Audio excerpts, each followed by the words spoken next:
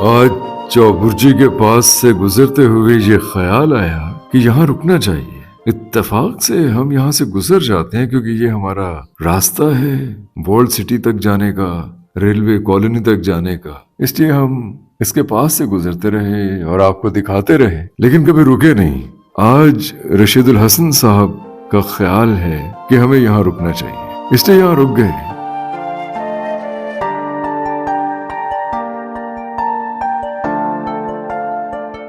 بہت سی باتیں ہیں دماغ پر۔ یہ جگہ جہاں ہم ہیں، چوبرجی، میں نے اسے بڑی مختلف حالتوں میں دیکھا ہے، بڑی تکلیف دہ حالت میں بھی دیکھا ہے۔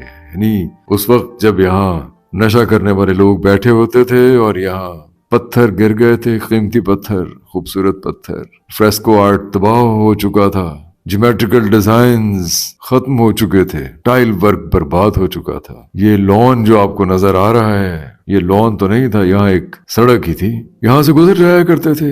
سامنے ادھر میانی صاحب کا قبرستان ہے، گزرگاہ بھی لوگوں کی بہت زیادہ ہے، گنجان آباد علاقہ ہے یہ۔ لیکن اس کے بعد بہرحال خیال آیا آرکیالوجی کو کیسے بحال کرنا چاہیے اپنی اصل حالت میں، تو اس جگہ کو، چوبرجی کو، اس کی اصل حالت میں بحال کیا گیا اور بڑا ہی خوبصورت ہے۔ اب یہ بڑی خوبصورتی سے بحال کیا گیا۔ پھر ایک معاملہ یہ اٹھا کہ یہاں سے اورنج ٹرین گزرنی ہے، تو اورنج ٹرین تو اس کے حسن کو برباد کر دے گی۔ کافی عرصے تک یہ مقدمہ چلتا رہا، لیکن بہرحال اب یہ آپ کے سامنے ہے، یہاں سے اب ٹرین بھی گزرتی ہے، اورنج ٹرین، اور یہاں چوبرجی بھی ہے۔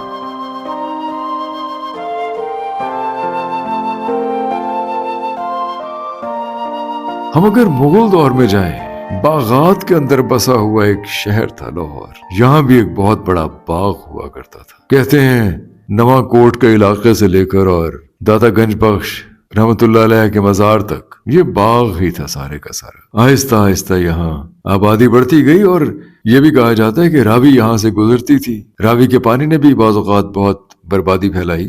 راوی کا پانی تو اب تک بربادی پھیلا رہا ہے جب بڑھ جاتا ہے۔ اس زمانے میں بھی ظاہر ہے طغیانی بھی آتی ہوگی، دریا بھرتے بھی ہوں گے، چڑھتے بھی ہوں گے، باغیچوں کو، دالانوں کو، راہداریوں کو خراب بھی کرتے ہوں گے، یہ کہا جاتا ہے۔ ہم میں کوئی ایسی تصویریں ہمارے پاس نہیں ہیں، لیکن کتابوں میں لکھا ہے، یقیناً ہوگا۔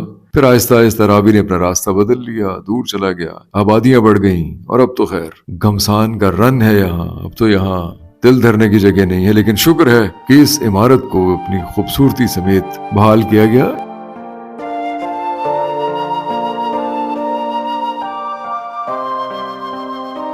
یہ چوبرجی کسی زمانے میں عین باغ کے وسط میں تھی، اور یہ ایک نہیں تھی، مختلف برجیاں ہیں۔ ہم ایک پچھلے ویڈیو میں آپ کو مختلف برجیاں دکھا بھی چکے ہیں۔ سامنے نواں کوٹ کے علاقے میں گلیوں کے اندر پھرتے ہوئے ہم نے آپ کو وہ برجیاں دکھائی ہیں، تو ایسی چھوٹی چھوٹی سی برجیاں جگہ جگہ تھیں۔ یہ بھی کہا جاتا ہے کہ وہ باغ کے مرکزی دروازے تھے، یہ بھی ہو سکتا ہے۔ یہ بھی ہو سکتا ہے کہ خوبصورت باغ کے عین وسط میں بیٹھنے کے لیے چوبرجی بنائی گئی ہو۔ لیکن بہرحال ایسی بہت سی برجیاں یہاں موجود اب بھی ہیں، بحال بھی ہو رہی ہیں، اور شکر ہے کہ محفوظ ہیں۔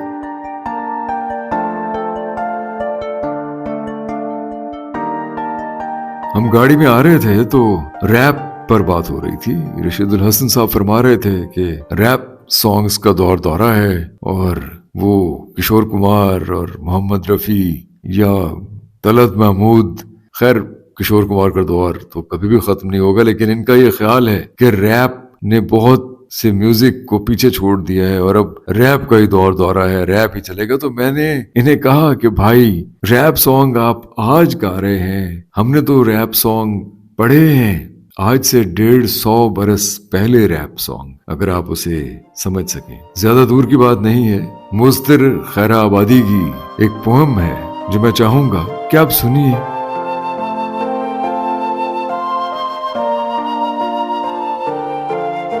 اس کے ردم سے، اس کے میٹر سے، اس کے ردیف سے، اس کے قافیے سے آپ کو اندازہ ہوگا کہ یہ ایک ریپ سانگ سے کم تو نہیں۔ پہ گلگشت گلستان جو گئی ان کی سواری، تو چلی باد بہاری، تو کھلی پھول کی کیاری، کہیں کلیاں ہوئی پیدا کہیں غنچے ہوئے ظاہر، کہیں نرگس کہیں بیلا کہیں شبو کہیں سوسن، کہیں لالے تھے ثناخواں کہیں ٹوٹی ہوئی شاخوں پہ ہم راز کے وہ شاخیں، برنگے سر تسلیم جھکے ان کے قدم پر، کہنو رستہ خوبی جسے کہتے ہیں محبوب، نظرے رشک قمر جس کی مسیں تیر فگن، جس کے قطع سامری فن، اسی کے لیے اسباب مہیا اسی کے لیے سامان فراہم، کہیں سبزے کا بچھا فرش کے بیٹھے وہ گلے تر، کہیں میوے کے لگے ڈھیر کے چکھے وہ ستمگر، کہیں پانی سے بھرے حوض کہ وہ پیوے وہ صنم بر، کہیں پھولوں کی یہ خواہش کہ ہمیں نوچ کے پھینکے،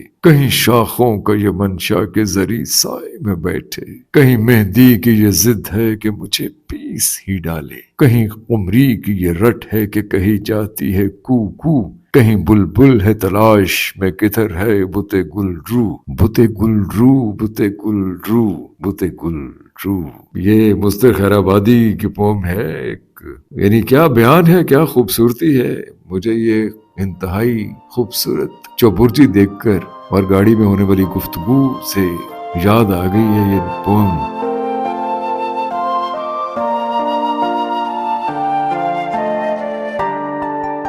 یعنی محبوب گلستان میں گیا ہے تو ہر چیز فدا ہے اس میں، ہر چیز اسی کی مدح خوانی کر رہی ہے، اور آپ نقشہ دیکھیے کیسے کھینچا ہے۔ لیکن خیر یہ تو میں نے آپ کو کرافٹ کا کمال دکھایا ہے مصطفی خیر آبادی کا۔ یہ چوبرجی بنوائی تھی جہاں آرا بیگم نے۔ مغل بیگمات کے بارے میں ہم لوگ بہت زیادہ نہیں جانتے۔ مغل خواتین کا ذکر میں آپ نور جہاں کا ذکر تو سنتے ہی رہتے ہیں، ممتاز محل کا بھی ذکر سنتے ہیں، ہرکا بائی کا بھی آپ نے ذکر سنا، مریم زمانی اکبر کی مسز کا، جو مس نومر کے طور پہ جودہ بائی کہا جاتا ہے جنہیں، جو جودہ بائی کوئی نہیں تھی وہ، لیکن بہرحال ان خواتین کا ذکر تو آپ سنتے ہی رہتے ہیں۔ زیب النساء بیگم کا تو خیر یہاں مقبرہ بھی موجود ہے، چاہے غلط طور پر ہی صحیح لیکن ہے۔ جہاں آرا بیگم بہت زبردست خاتون تھی۔ مغل خواتین بہت شاندار بزنس وومن تھی، بہت امیر کبیر خواتین تھیں، تجارت کرتی تھیں، سورت کی بندرگاہ پہ ان کے جہاز بھی چلتے تھے، خود ان کے بہت سے اور بزنس تھے، جائیداد بہت زیادہ تھی۔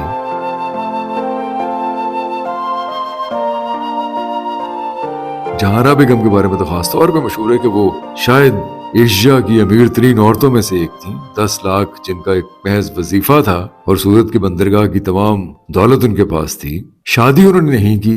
انگریز مورخین جو ہیں انہوں نے بڑی گڑبڑ بھی کی۔ وہ جب مغل خواتین کے بارے میں لکھتے ہیں تو کچھ حیرت کا اظہار بھی کرتے ہیں، کیونکہ یہ وہ زمانہ ہے جب انگلینڈ میں یا یورپ میں عورتوں کو کوئی ایسی آزادی حاصل نہیں تھی۔ یورپ میں تو آپ نے دیکھا کہ بہت سی تحریکیں چلیں عورتوں کی آزادی کے لیے، لوگ خواتین نے بہت قربانیاں بھی دیں، ماریں بھی کھائیں، قتل و غارت بھی ہوئی، پراپرٹی کا حق لینے کے لیے، ووٹ کا حق لینے کے لیے، انسانی حقوق کے لیے، اپنی آزادی اظہار کے لیے بہت مارے کھائی ہیں یورپ میں خواتین نے پچھلے 200-300 برس میں۔ اور یہ جو مغل دور تھا، یہاں جب وہ دیکھتے تھے خواتین کو، خاص طور پہ مغل خواتین کو، مغل دربار میں موجود خواتین کو، تو وہ بہت حیرت بھی ہوتی تھی انہیں۔ پھر وہ ان کی باتیں بڑھا چڑھا کر بھی پیش کیا کرتے تھے۔ مثلاً جہارا بیگم کے بارے میں ایک بہت ہی مغلظات بھی بکی گئی ہیں۔ منوچی نے تو ان مغلظات کو بہت سختی سے رد کیا ہے، لیکن بینئر نے، کچھ ہیں ایسے مورخین جنہوں نے لکھا کہ جہارا بیگم جو کہ شاہ جہان کی بیٹی تھی، ان کا شاہ جہان کے ساتھ خدا نخواستہ کوئی تعلق تھا۔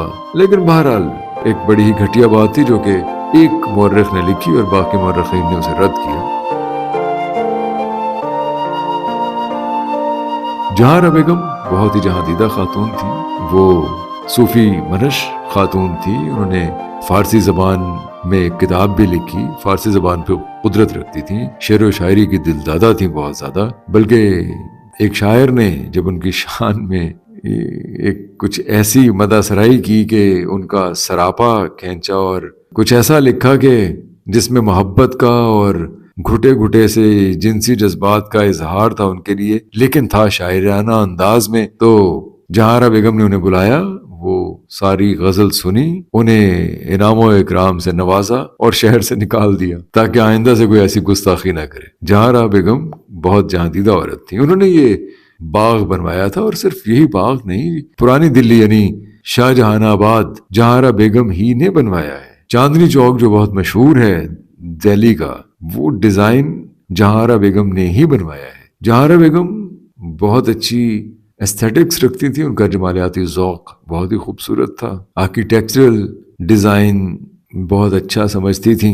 जहांरा बेगम को आम खातून नहीं थी। खैर, उनके साथ एक ट्रेजेडी भी हुई, हम बात कर भी चुके हैं कि एक सालगिरह के मौका पे एक शम्मा गिर गई, उनके कपड़ों झुलस गई वो बहुत ज्यादा, और कोई बचाने के लिए भी नहीं आया कि एक दबदबा था उनका बहुत ज्यादा, और फिर मुगल खातीन को देखना भी बहुत मुश्किल था। कुछ आइए कि उन्हें उठाया जाता, कोई उन्हें बचाने के लिए भी आगे नहीं बढ़ा, उनके ऊपर कंबल वगैरह फेंका गया, लेकिन बहुत देर हो चुकी थी, वो झुलस गई बहुत ज्यादा। 11 महीने तक वो फिर बिस्तर के साथ दगी रही। फिर गई मुख्तलिफ सूफिया के मज़ार पे जाके उन्होंने अज़ान दी, सूफिया के मज़ार पे जाके दुआएं मन्नतें मांगी, और कहा जाता है कि उनको आफाका हुआ। खैर, ये तो अपना यकीन है या अपना कोई एक मजहबी अकीदा हो सकता है, बहुत से लोगों का है, बहुत से लोगों का नहीं है। उन्हें अफाका भी हुआ। 17 बरस की थी जब मुमताज महल, उनकी वालिदा की डेथ हुई बच्चे को जन्म देते हुए।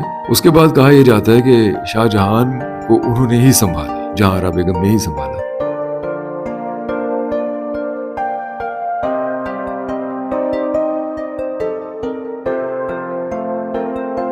सर, एनी वड्डी सल्तनत, पूरे बड़े सगीर हिंदुस्तान ते हुकूमत ते मुगल औरतां विआह क्यों नहीं करदियां सन? यार ये करती थी मुगल औरतें। औरंगजेब की बेटियों ने शादी की तो थी, ज़ौजतुन्निसा, और एक्चुअली जिन 2-3 खातून ने शादी नहीं की ना, ਉਹਦੀ वजह ਨਾਲ अंग्रेज़ों ਨੂੰ बड़ी अजीब सी गल लगी। मसलन जहांरा बेगम ने शादी नहीं की थी, और बड़ी सोहनी बहुत सी, और खूबसूरत औरत, ਤੁਹਾਨੂੰ पता है अगर शादी ना करे जी ਤੇ बड़ियां कहानियां बन जाती बहुत दुख भी होता है। दुख भी ਹੁੰਦਾ ਹੋਏਗਾ। दुख क्यों ਹੁੰਦਾ है सर, औरत ਨੂੰ ਵੀ ਤੇ 2-4 ਬੰਦਿਆਂ ਨੂੰ ਵੀ ਕਾਹਦਾ? ਵਿਆਹ ਨਾ ਕਰਨ ਦਾ। मतलब जो उससे शादी के ख्वाहिशमंद होंगे, जहांरा से शादी के ख्वाहिशमंद तो खैर बहुत सारे लोग थे। जहांरा बड़ी बड़ी बिजनेस वूमन है सी, वो बड़ा उन्होंने सर ਉਹਨਾਂ ਦੇ ਜਹਾਜ਼ ਵੀ ਚੱਲਦੇ ਸਨ ਨਾ। जहाज भी चलते सन, उन्हें शादी नहीं सी की थी। लेकिन है भी जो यूरोपियन जड़े है मौरखीन, वो बड़ा गल को बधा चढ़ा के पेश कर देते हैं। फिर वो कभी शादी नहीं की, उसका अफेयर था, जैसे किसी का शाहजहां के साथ अफेयर बना देते हैं, उसकी बेटी गई, और इसकी बेटी का, औरंगजेब आलमगीर की बेटी का अफेयर वो आकिल खान राजी के साथ बना दिया, हालांकि कोई ऐसी बात किसी ने रकम दर्ज नहीं की हुई। ਅੱਛਾ ਸਰ, ਇਹ ਆਕਲ ਖਾਨ ਜਦੋਂ ਦੇਗ 'ਚ ਲੁਕਿਆ ਸੀ, ਕਾਹਦੇ ਵਾਸਤੇ ਲੁਕਿਆ ਸੀ? ਯਾਰ ਨਹੀਂ ਲੁਕਿਆ ਨਾ ਦੇਗ 'ਚ, ਉਹ ਇਹ ਤੁਸੀਂ ਯੂਰਪੀਅਨ ਰਾਈਟਰਸ ਨੂੰ ਪੜ੍ਹਦੇ ਹੋ, ਉਹ ਯੂਰਪੀਅਨ ਟ੍ਰੇਨ ਇਹਨੇ ਲੰਘਦੇ ਰਹਿਣਾ ਸਰ। ਯੂਰਪੀਅਨ ਰਾਈਟਰਸ ਕਹਿੰਦੇ ਨੇ ਜੀ ਉਹ ਮਿਲਣ ਗਿਆ ਐਸੇ ਬਾਗ ਦੇ ਵਿੱਚ ਨਾ, ਉਹਨੂੰ ਮਿਲਣ ਗਿਆ, ज़ेबुन्निसा को मिलने के लिए गया, तो औरंगजेब को पता चल गया, उससे डर के देग में छुप गया। हालांकि किसी राइटर ने, किसी हिस्टोरियन ने, जो हमारे हिस्टोरियन है, ये नहीं लिखा, उसकी मौत का सबने लिखा है। लेकिन सर ਅਸੀਂ ਤੇ ਇਹ ਸੁਣਿਆ ਹੈ ਕਿ ਉਹ ਜਿਵੇਂ ਉਬਾਲਣ ਤੋਂ ਬਾਅਦ ਆਲੂ ਨਹੀਂ ਛਿੱਲਿਆ ਜਾਂਦਾ, ਐਵੇਂ ਉਹ ਛਿੱਲੇ ਗਏ ਸਨ। ओ यार एक गल मैं अर्ज कर रहा ना, ताड़े जो मौरखी ने लिखी नहीं, आकिल खान राजी की तारीख वफात के दिन को सबने डिस्कस किया है। तब आलमगीरी में, मासर आलमगीरी में, सरूदो और बहुत सारी किताबें हैं, यद बैसा में, सबने डिस्कस की है कि ये फौत हो गया। आकिल खान राजी शायर भी था, अच्छा जंगजू भी था, लेकिन किसी ने ये नहीं कहा कि उसका ज़ेबुन्निसा के साथ कोई मोहब्बत थी, इश्क था। ਸਾਰੀਆਂ ਗੱਲਾਂ ਤੋਂ ਮੈਂ ਨਾ ਇਖਤਲਾਫ ਖਤਮ ਕਰਨਾ, ਲੇਕਿਨ ਇੱਕ ਗੱਲ ਤੇ ਇਖਤਲਾਫ ਕਰ ਸਕਣਾ ਕਿ ਸ਼ਾਇਰ ਕਦੀ ਦੇਗ 'ਚ ਨਹੀਂ ਲੁਕ ਸਕਦਾ। चलो यह भी साड़ी गल की एक तायीद है कि अगर आशिक नहीं, क्योंकि सर वो शायर एक ना ओपन होता है। मेरी गल सुनो, अगर वो वाकया सच्चा होता ना तो लुक सकता सी, क्योंकि वो सिर्फ शायर नहीं, आशिक भी है। ਛੱਡੋ ਇਹਨਾਂ ਗੱਲਾਂ ਨੂੰ। ਇਹ ਜਿਹੜਾ ਸਾਰਾ ਕੰਮ ਹੈ, ਇਹ ਇਰਾਨੀਆਂ ਤੋਂ ਮੁਗਲ ਬਹੁਤ ਜ਼ਿਆਦਾ ਮੁਤਾਸਰ ਨਹੀਂ ਸਨ। मुगल बहुत मुतासर थे, खास तौर पे ये काम जो है ना, काशीकारी, टाइल वर्क, फ्रेस्कोस, ये सारे ईरान से ही थे। ईरानी ज़रा ज़्यादा मेटिकुलस हैं इस काम में। सर मुगल तो मुसलमान नहीं सी, मुसलमान थे, तो फिर ईरानियां तो क्यों मुतासर सन? यार ईरानी भी मुसलमान ही है ना, ईरानी भी तो मुसलमान ही सन, लेकिन मुसलमान हो गए थे ना किसी ज़माने में। तो वो ज़ाहिर है ज़ोरोएस्ट्रियंस भी थे और मुख्तलिफ मज़ाहब भी रहे उनके, लेकिन जिस दौर की आप बात कर रहे हो उसमें तो मुसलमान ही थे ना, लेकिन सर- सफवे खानदान था ना। ਮੈਨੂੰ ਜਿਹੜੀ ਗੱਲ ਨਾ ਚੈਨ ਨਹੀਂ ਲੈਣ ਦੇ ਰਹੀ ਉਹ ਇਹ ਕਿ ਬਹੁਤ ਬਰੀਕ ਕੰਮ ਹੈ। तो यार बरीक काम में तो उन्होंने ऐसे वास्ते ईरान तो बुलाए ना आर्टिस्ट कि ए काशीकारी या टाइल वर्क जड़ा है फ्रेस्कोस ईरानी अच्छा करते हैं, इसलिए ये ईरानी ही है सारा। ਸਰ ਮੈਂ ਵੀ ਮੁਸਲਮਾਨ ਆ, ਮੈਂ ਜਦੋਂ ਵੀ ਕਿਸੇ ਬਰੀਕ ਕੰਮ ਦਾ ਸੋਚਣਾ ਸੋਚਣ ਦੇ ਵਿੱਚ 10 ਚਾਵਾਂ ਪੀ ਜਾਣਾ, ਲੇਕਿਨ ਕਰਨਾ ਤੇ ਦੂਰ ਦੀ ਗੱਲ। ਇਹ ਕਿਵੇਂ ਕਰ ਲਿਆ ਇਹਨਾਂ ਨੇ, ਮੁਗਲਾਂ ਨੇ? यार ये मुगलों ने नहीं किया, मैं वही अर्ज कर रहा हूँ, ये ईरानियों ने किया है। ईरानी मुगल नहीं थे, वो सफवी खानदान था जो उस ज़माने में था, सफवी। और आप ये मुसलमान या हिंदू या सिख होना मैंने समझ नहीं आ रहा, तुम इनू इंज को कैटेगराइज कर रहे हो। ईरानियों की एक तहजीब है जिसमें बहुत से मज़ाहब आए हैं, अरबों की भी एक तहजीब है, ये हर इलाके की एक तहजीब है ना, वो ये तहजीब के रंग है, मज़हब के रंग नहीं है ये। ਸਰ ਜਾਬਰ ਬਿਨ ਹਯਾਨ ਕਿੱਥੋਂ ਦਾ ਸੀ?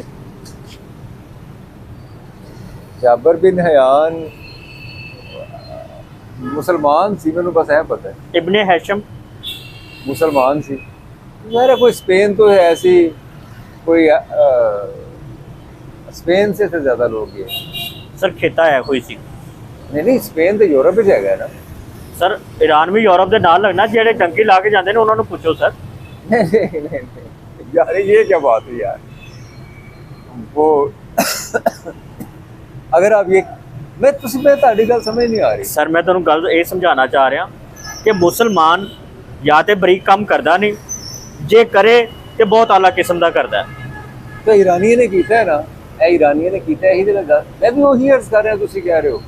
ਲੇਕਿਨ ਸਰ ਮੈਂ ਇਹ ਕਹਿ ਰਿਹਾ ਕਿ ਮੁਗਲਾਂ ਨੂੰ ਇਹ ਸੋਚ ਕਿਵੇਂ ਆ ਗਈ ਕਿ ਬਰੀਕ ਕੰਮ ਵੀ ਕਰਵਾਉਣਾ ਹੈ? ਇਸ ਵਾਸਤੇ ਕਿ ਮੁਗਲ ਬੜੇ ਪਸੰਦ ਕਰਦੇ ਸਨ, ਮੁਗਲਾਂ ਨੇ ਸ਼ਾਦੀਆਂ ਕੀਤੀਆਂ ਨੇ ਈਰਾਨੀਆਂ ਦੇ ਵਿੱਚ। ਨੂਰ ਜਹਾਂ ਈਰਾਨੀ ਸੀ, ਨੂਰ ਜਹਾਂ ਮਲਕਾ ਨੂਰ ਜਹਾਂ ਜਿਹਨੇ ਲਾਹੌਰ 'ਚ ਜ਼ਿਆਦਾ ਕੰਮ ਕਰਾਇਆ ਹੈ, ਉਹ ਆਪ ਈਰਾਨੀ ਸੀ ਨਾ। ਅੱਛਾ ਸਰ, ਫਿਰ ਇਹ ਬਹਿਸ ਖੇਡ ਜਾਣੀ ਜੇ, ਜਿਹੜਾ ਉਹਨਾਂ ਦਾ ਮਕਬਰਾ ਹੈ ਉੱਥੇ ਇੰਨਾ ਬਰੀਕ ਕੰਮ ਨਹੀਂ ਹੋਇਆ ਜੇ। ਉੱਥੇ ਨੂਰ ਜਹਾਂ ਦੇ ਮਕਬਰੇ ਤੇ ਨੂਰਜਹਾਂ ਦੇ ਮਕਬਰੇ ਤੇ ਜੀ। ਉਹਨੇ ਆਪ ਹੀ ਡਿਜ਼ਾਈਨ ਕੀਤਾ ਹੋਇਆ, ਹੁਣ ਸਾਡਾ ਤੇ ਕਸੂਰ ਨਹੀਂ ਹੈ ਉਹਦੇ ਵਿੱਚ, ਇੰਜ ਕਰਾ ਲੈਂਦੀ ਸੀ। ਚਲੋ ਸਰ ਇਹ ਗੱਲ ਮੈਂ ਨਹੀਂ ਤਾਂ ਨਹੀਂ ਕੁਝ ਕਹਿ ਸਕਦਾ, ਹੁਣ ਨੂਰ ਜਹਾਂ ਦੇ ਕਹਿ ਸਕਦਾ ਨਾ ਮਕਬਰੇ ਵਿੱਚ।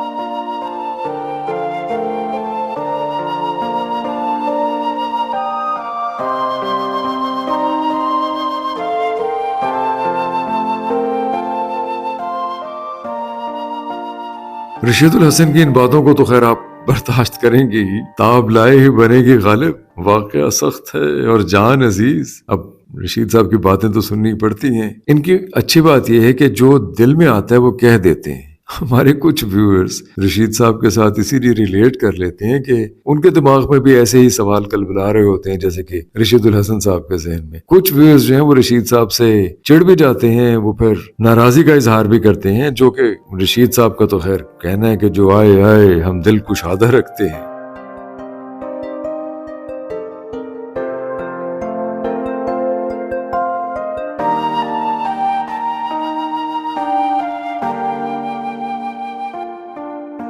और बड़ी दबंग खातून थी। जब दारा शिको और औरंगजेब के दरमियान जंग हुई तो जहां आरा बेगम ने दारा शिको का साथ दिया, लेकिन आप ये देखिए कि दारा शिको को शिकस्त हुई, औरंगजेब हुक्मरान बन गए।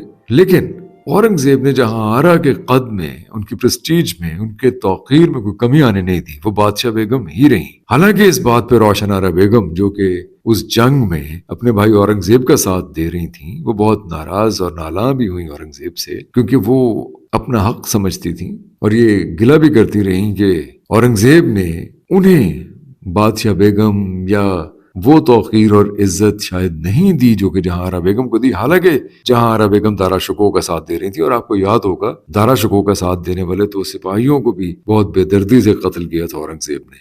लेकिन यह उनका दबदबा था, या उनकी जहानत थी, या उनकी डिप्लोमेसी थी, या उनकी मसलहत थी, या उनका कद काठ ऐसा था, या उनकी अमारत थी। अब इस पे मुख्तलिफ बातें हैं तारीख में जो लोग लिखते हैं, लेकिन बहरहाल जहां बेगम मरते दम तक बहुत दबंग खातून रही।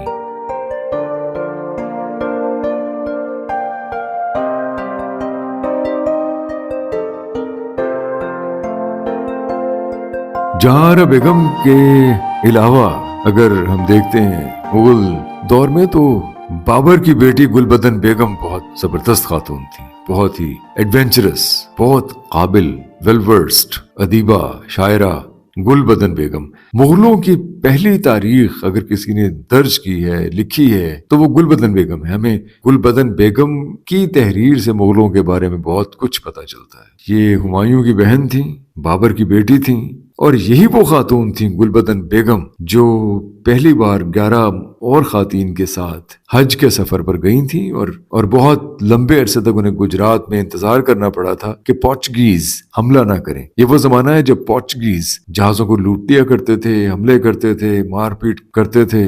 अपने सफर के रास्ते में उन्हें तकरीबन 1 बरस तक गुजरात रुकना पड़ा ये इंतजार करने के लिए कि समंदर जिस पे उन्हें सफर करना है वो पोर्चुगीजी पायरेट्स से महफूज हो। उसके बाद वो गई।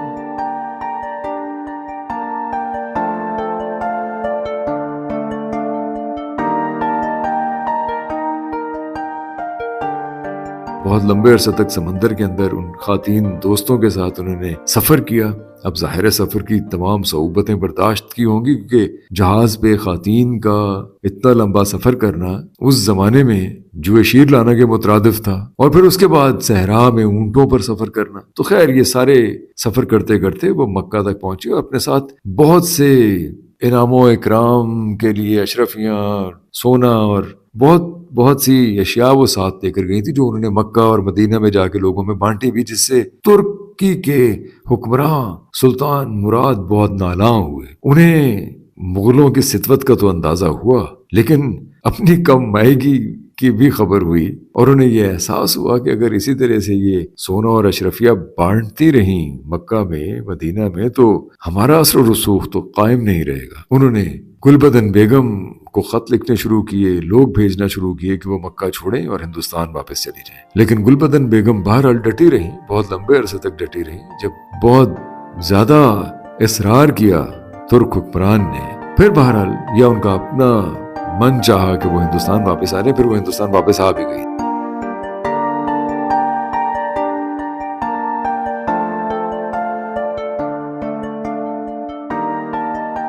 लेकिन इस वाक़े को सुनाने का मकसद ये है कि मुगलों की सितवत, मुगल खातीन, मुगल दौर, उसका दबदबा, उसका तमतराक, उसका हमहमा, उसकी एस्थेटिक्स, उसकी जमालियात, हम 21वीं सदी में बैठकर मुगलों पे तनकीद तो करते हैं। ऐसे नादां भी ना थे जहां से गुजरने वाले, ना से हो बंद करो राह गुजर तो देखो।